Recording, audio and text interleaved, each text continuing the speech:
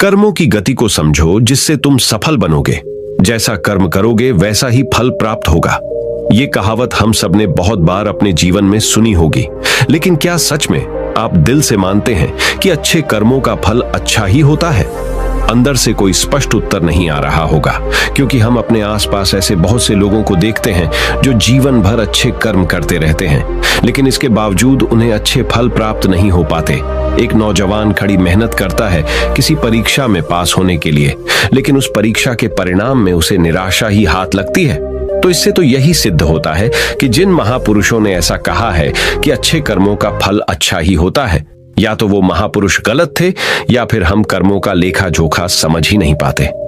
पर चिंता मत करिए, क्योंकि आज की कहानी सुनने के बाद कर्मों के बारे में आपकी सोच, आपकी दृष्टि एकदम स्पष्ट हो जाएगी। कहानी को आखिर तक जरूर सुने, तभी आप अच्छी तरह समझ पाओगे। पुराने समय की बात है, किसी गांव में राकेश और भोला नाम के दो भाई रहते थे। पूरा गांव जानता था कि वो कहने को भाई थे, लेकिन भाई जैसा प्रेम उन दोनों में नहीं था। राकेश बड़ा था और भोला से वो बहुत तेज और चालाक था। उसने भोला के हिस्से में आने वाली खेतीबाड़ी की जमीन भी खुद हड़प ली थी। इसीलिए भोला के परिवार को बड़े ही कष्ट के दिन झेलने पड़ रहे थे।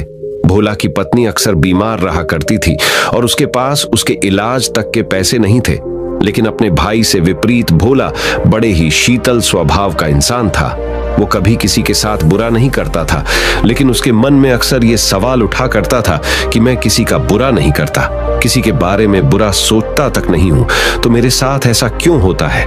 क्यों मेरी पत्नी हमेशा बीमार रहती है? क्यों मेरे पास इतना भी धन नहीं है कि मैं अपना जीवन अच्छे से चला सकूं? क्यों मुझे मेरे कर्मों का फल नहीं मिलता है? और मेरा भाई इतना धूर्त है, इतना चालाक है और वो हमेशा मजे में रहता है, उसी तो कोई परेशानी नहीं है। वो सोचने लगा कि शायद बुरे कर्मों का फल अच्छा मिलता है, अच्छे कर्मों का फल अच्छा नहीं मिलता, और धीरे धीरे इस तरीके संदेह उसके मन में घर करने लग गए। उसी गांव से कुछ दूर एक सन्यासी अपनी कुटिया बनाकर रहा करता था। जब भी वो सन्यासी गांव में भिक्षा मांगने के लिए आता तो सबसे एक ही बात कहता कि जो तूने किया वो तेरे हिस्से और जो मैंने किया वो मेरे हिस्से। भोला इस बात का अर्थ कभी समझ नहीं पाया। एक दिन जब वो गहरी चिंता में डूबा हुआ था तो उसके कानों में यही शब्द पड़े कि जो तूने किया वो तेरे हिस्से और जो मैंने किया वो मेरे हिस्से। जैसे ही ये शब्द भोला के कानों में पड़े, वो गुस्से से तिलमिला उठा।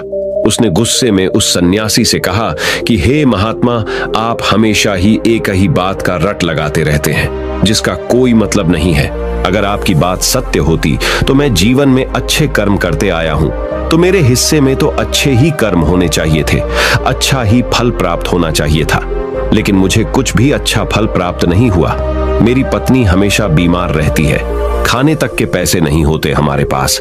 सन्यासी ने बड़े ही शांत स्वर में कहा कि ऐसा प्रतीत होता है बेटे की परिस्थितियों से तुम हार मान चुके हो। कठिन परिस्थितियों ने तुम्हारी सोच पर गहरा असर डाला है। बुरे समय में तुम्हारी सोच भी बदल कर रख दी है। तुम्हें काम करना, आज संध्या समय कुछ फल लेकर मेरे आश्रम में आना, फिर मैं तुम्हारे सारे सवालों के जवाब दूंगा। और ये कहकर वो सन्यासी अपना भिक्षा पात्र लेकर अगले घर की तरफ निकल जाता है। संध्या के समय भोला ने कुछ फल खरीदे और गांव से दूर उस सन्यासी की कुटिया की तरफ निकल पड़ा। जैसे जैसे वो रास्ते पर आगे बढ़ रहा था, उसे अथाह शांति का अनुभव हो रहा था, क्योंकि रास्ता गांव से दूर था, इसीलिए उसमें कोई हलचल नहीं थी। बस रास्ते में जगह जगह कुछ लंगूर और बंदर दिखाई दे रहे थे।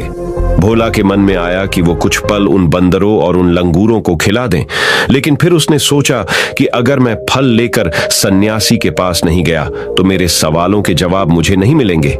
इसीलिए बंदरों से वो फल बचाता हुआ उस सन्यासी की कुटिया तक पहुंचा।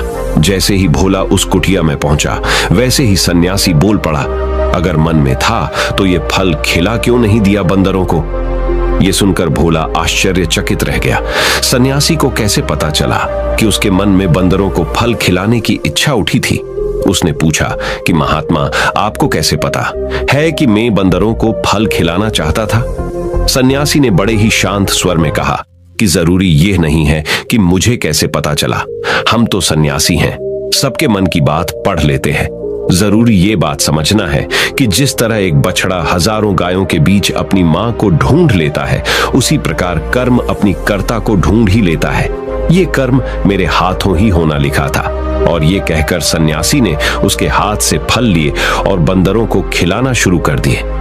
भोला इस बात का मतलब समझ नहीं पाया, इसीलिए उसने उस सन्यासी से सवाल किया कि महात्मा, मैं आपकी बात का आशय समझ नहीं पाया, कृपया करके मुझे अज्ञानी को इसका मतलब समझाने की अनुकंपा करें। सन्यासी ने बड़े शांत स्वर में कहना शुरू किया कि बेटा, मनुष्य को हमेशा यही लगता है कि वही करने वाला है, वही करता है और वही कर्म करेगा। लेकिन समझने की बात यह होती है कि कर्म आपका खुद चुनाव करता है, आप कर्म का चुनाव नहीं करते। अगर आप किसी कर्म को करने के योग्य है तो हजारों लोगों के बीच में से कर्म आपको अपने आप ढूंढकर निकाल लेगा। इसीलिए योग्य बनने पर ध्यान दो, कर्म करने पर ध्यान मत दो। अगर तुम सिर्फ कर्म करने पर ध्यान दोगे तो कभी योग्य नहीं बन पाओगे। योग्य बनने के लिए जिन कर्मों की आवश्यकता होती है, पहले उन छोटे छोटे कर्मों को करना शुरू करो, और जब तुम योग्य बन जाओगे तो बड़ा कर्म, या कहें कि मुख्य कर्म, या फिर जिस कर्म के लिए तुम बने हुए हो, वो कर्म तुम्हारे पास खुद चलकर आएगा। उदाहरण के लिए तुम इन बंदरों को देखो। इन बंदरों ने छोटे छोटे कर्म करके पेड़ों पर चढ़ना सीखा, गुलाटियां लगाना सीखा, और इसी प्रकार छोटे छोटे कर्म करते हुए ये मुंह तक पहुंच गए, और मुंह तक पहुंचने के बाद इनके पास इनका खाना खुद ही पहुंच गया। इसीलिए अपनी रोजमर्रा की जिंदगी में छोटे छोटे कर्म करते हुए अपने आप को योग्य बनाते जाओ, और जब तुम योग्य बन जाओगे तो अपने आप बड़ा लक्ष्य तुम्हें प्राप्त हो जाएगा। सन्यासी ने अगला कथन कहना शुरू किया, जो कि बहुत ही जरूरी था। ध्यान लगाकर सुनना, अगर तुम योग्य बनने के लिए कर्म नहीं करोगे तो दूसरे लोगों के कर्म भी तुम्हें प्रभावित करने लगेंगे। उदाहरण के लिए तुम्हारी पत्नी कई दिनों से बीमार है। तुम अक्सर यही सोचते हो कि मुझे किन कर्मों की सजा मिल रही है, लेकिन समझने की बात यह होती है कि तुम्हारी पत्नी बीमार अपने कर्मों की वजह से है, तुम्हारे कर्मों की वजह से नहीं है। तुम्हारे कर्म तो अच्छे हैं, लेकिन क्या पता तुम्हारी पत्नी के कर्म अतीत में अच्छे ना रहे हो, जिसकी वजह से वो बीमार हो गई हो, और तुम्हारी पत्नी के कर्मों की वजह से तुम्हें भी दुख झेलना पड़ रहा है।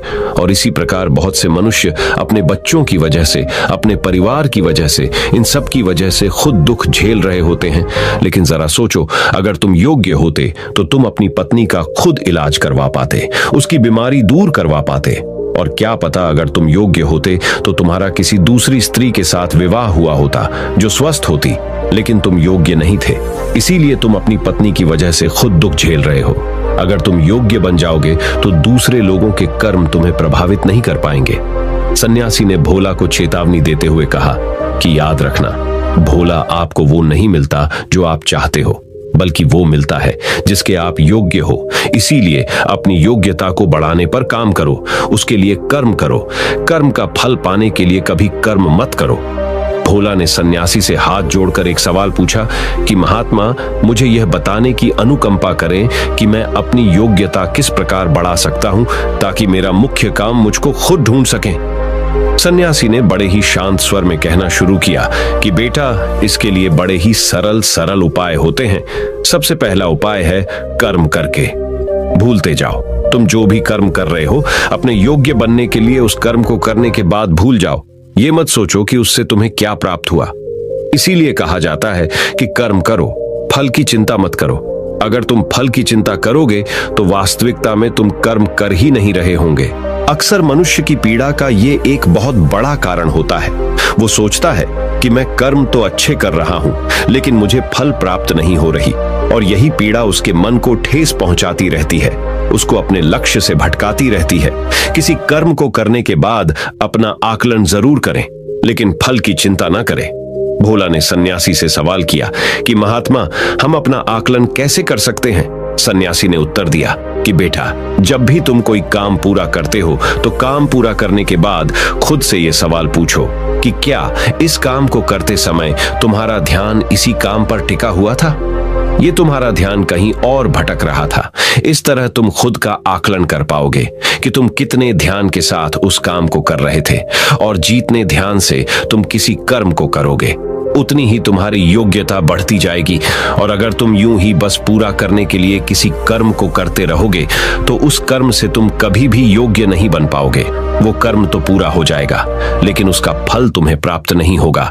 इसीलिए अपना आकलन इस प्रकार करो कि तुम्हारा ध्यान वहां पर टिका हुआ था या नहीं था, या तुम्हारे विचार तुम्हें कहीं भटका ले गए थे। और कोशिश करो कि तुम्हारे विचार अगली बार जब तुम ये कर्म करो तो उसी कर्म पर टिके रहे, इधर उधर दूसरी बातों में भटके ना।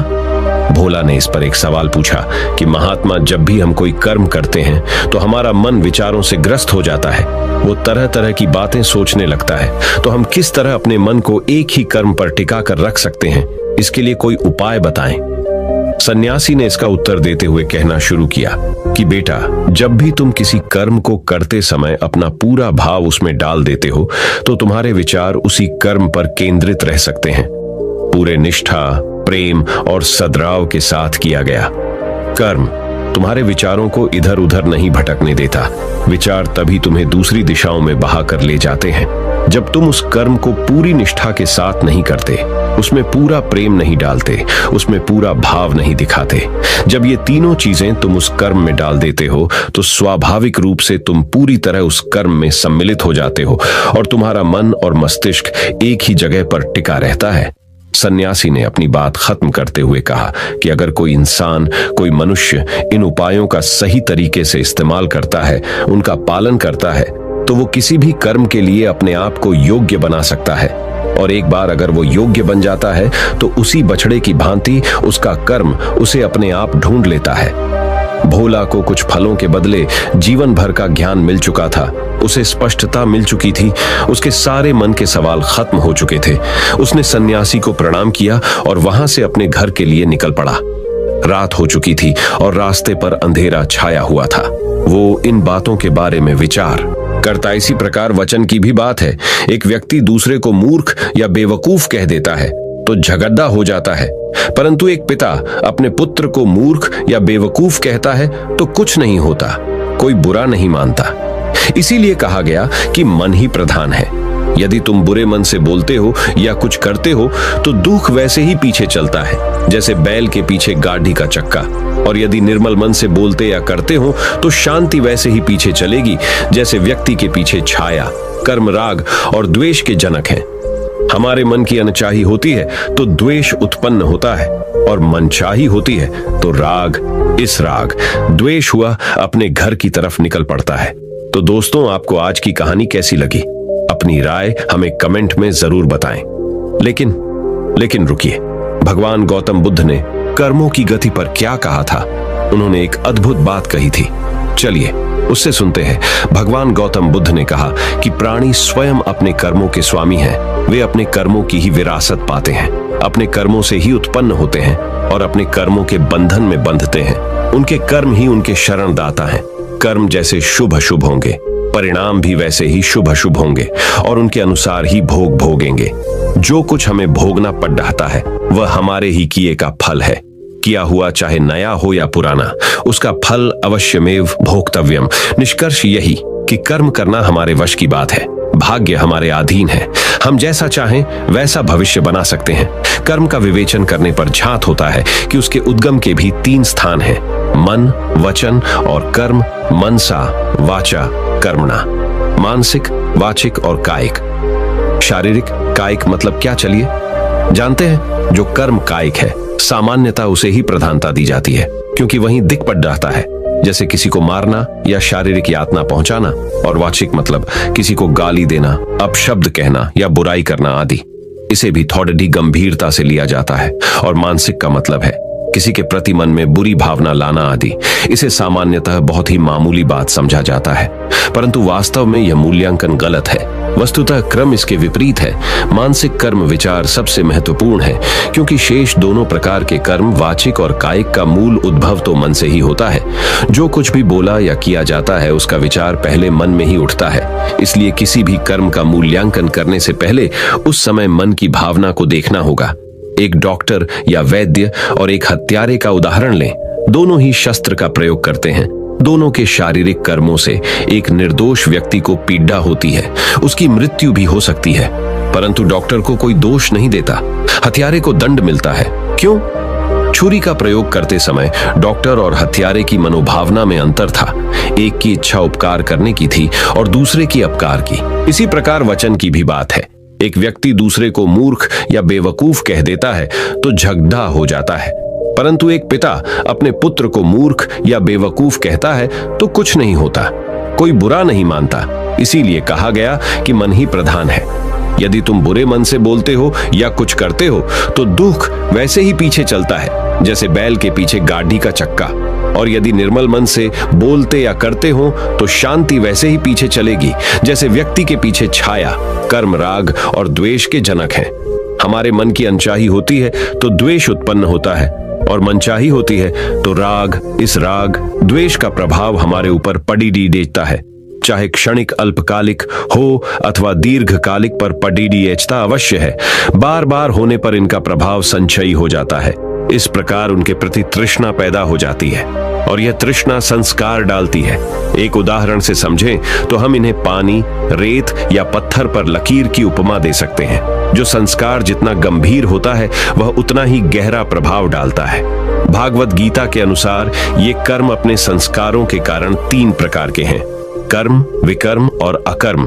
पहला कर्म का मतलब है जो कुछ हम प्रतिदिन बिना प्रयत्न के करते हैं, जैसे खाना, पीना, दैनिक कामकाज आदि। उदाहरण के लिए आप एक मित्र से मिलते हैं, उसे नमस्ते कहते हैं और आगे बढ़ जाते हैं।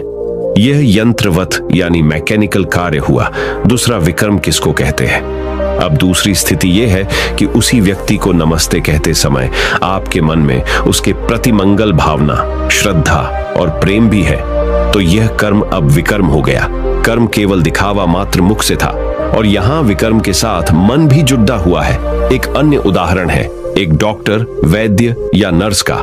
यदि वे रोगी को साधारण रूप से देखकर मात्र दवाएं दें और मूल्य लें और रोगी स्वस्थ भी हो जाए तो यह एक कर्तव्य कर्म है।